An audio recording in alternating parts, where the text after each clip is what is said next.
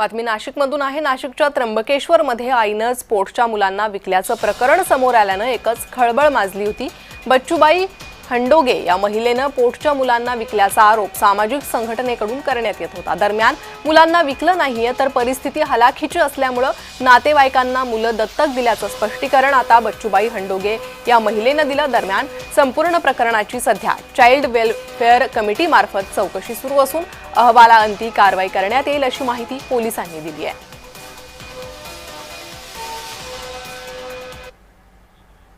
काही मुलं ही बाहेर इतर ठिकाणी विकली गेलेली आहेत अशा स्वरूपाची ती बातमी होती।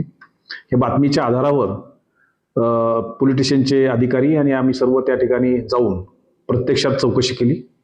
ते सर्व कुटुंबीय यांच्या बाबतीतली माहिती घेतली। कुटुंबामध्ये एकूण 12 मुलं आहेत, त्यापैकी एक मयत झालेला आहे। आता 11 मुलं आहेत। त्या 11 पैकी 3 मुलं हे 3 ठिकाणी वेगवेगळ्या कुटुंबाकडे सध्या दिलेली आहेत।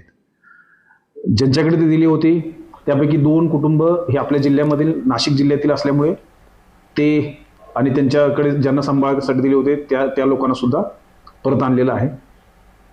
तर या प्रकरणात नाशिकच्या त्र्यंबकेश्वर येथील बरडेच्या वाडी येथे राहणाऱ्या कुटुंबाच्या घरासमोरून आढावा घेतलाय आमचे नाशिकचे प्रतिनिधी किरण गोटूर यांनी।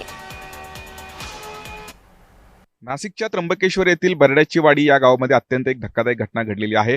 आईनेच आपल्या मुलांची विक्री केल्याची धक्कादायक माहिती किंवा अशा पद्धतीचा आरोप होत आहे। मी त्याच गावामध्ये आहे।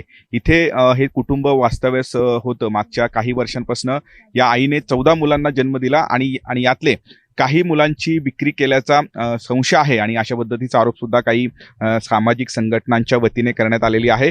या सगळ्या प्रकरणामध्ये आता चौकशी करण्यासाठी एक समितीची सुद्धा स्थापना करण्यात आलेली आहे आणि त्याच पद्धतीने चौकशीसाठी कालच रात्री नाशिक ग्रामीण पोलिसांनी आई वडिलांना सुद्धा ताब्यात घेतलेला आहे।